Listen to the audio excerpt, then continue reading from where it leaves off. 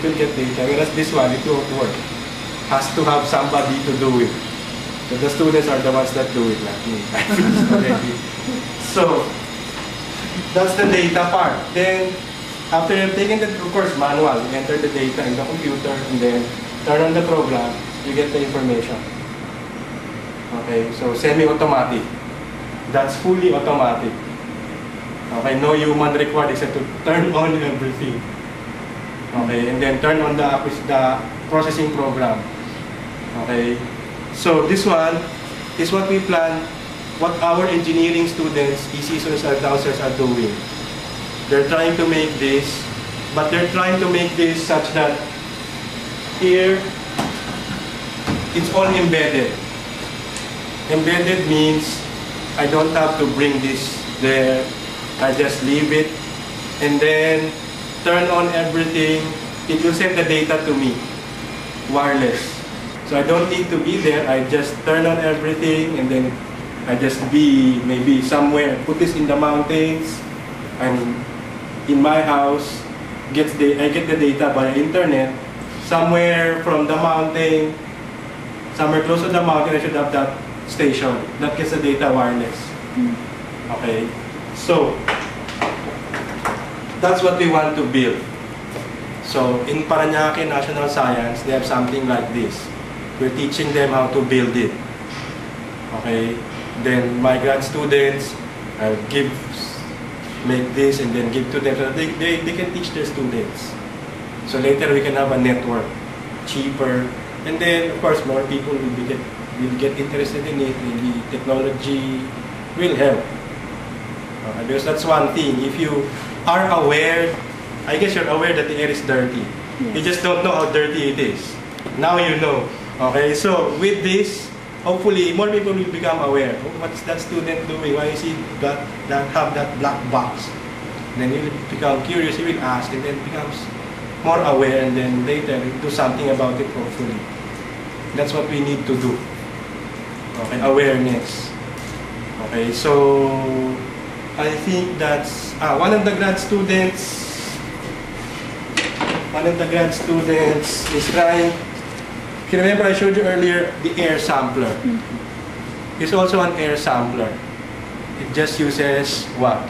Here I just connect a motor, coffee maker motor. Coffee maker, you know. There's a motor in it. The coffee maker, just connect a coffee maker motor. Of course, inside here, I put filters, something like that, but much smaller. And then inside here are different sizes of holes.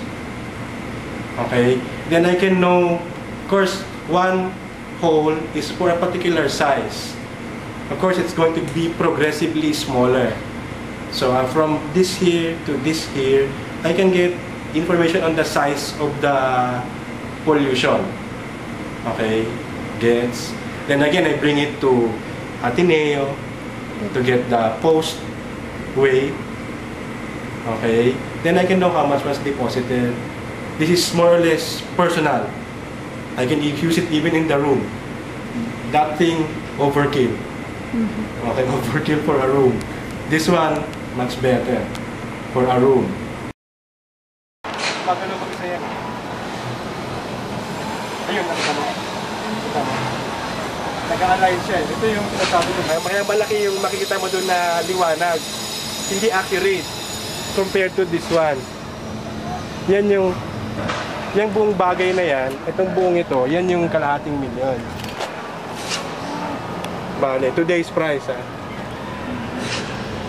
So downstairs, there are wires going out of the window. The wires go here, and then they go to the sun photometer. This is the sun photometer. So it's 4 channels, so 4 wavelengths. And then, it tracks the sun. So the sun is over there, so it's pointing that way. Okay? So later, what will happen? Sun goes down, it tracks the sun. Then, when there's no more sun, sunset already, automatically this one will jump to tomorrow morning's position. So if you have time until 5:30, you see this go to tomorrow morning's position by itself. So the student, he built the program to make sure that the motor, this one here, there's a motor for azimuth, for altitude. So this motor takes care of altitude. The motor down here takes care of azimuth. Okay, so with the two motors, it can track the sun from sunrise to sunset. Okay. So later, the program downstairs will make it move what? Make it move this way. Tomorrow morning, the sun will be there. However, it will start getting data around maybe 8:30 or 9 o'clock. Why can it not get data at 6:30 or 6 o'clock, 5:30? The building's there. We're gonna tear it down. We don't have enough power and money. So we have to get data in this site from 8:30 to 5:30. In the future, the plan is to put this up there, on top of Andrew, where it is more scary. It gets data on 4 wavelengths. Why? Because once we have data on 4 wavelengths, we can get an idea of size. We get info on the size, we need data on the size. Why? Because if the pollution is this big, it cannot travel far. It will be blocked by your nose, of course. The pollution, as the pollution gets smaller, it will progressively go into your body. First filtered by your nose, becoming you know what, and then it can become so small, it gets into your lungs. Later you die because of too much of that. Okay, so we need information on the size. That's what this can also give. Oh sir, naiintindihan po namin. Ngayon, na-enlighten na po kami kung ano po yung isang mga idululot ng air pollution. O nga sir, idol po ano, gets ko na natin.